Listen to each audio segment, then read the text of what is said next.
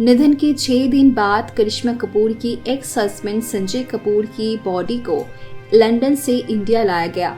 आज हुआ उनका फ्यूनरल। दिल्ली में उनके फ्यूनरल के दौरान पहुंची करिश्मा कपूर अपनी बेटी समायरा और अपनी बेटी कियान के साथ। सिर्फ इतना ही नहीं, साथ में दिखाई दिए बहन करीना कपूर और सैफ अली खान। संजय कपूर की पत्नी प्रिया सचदेव से ज्यादा उनकी एक्स वाइफ करिश्मा कपूर ही लाइमलाइट में छा गई।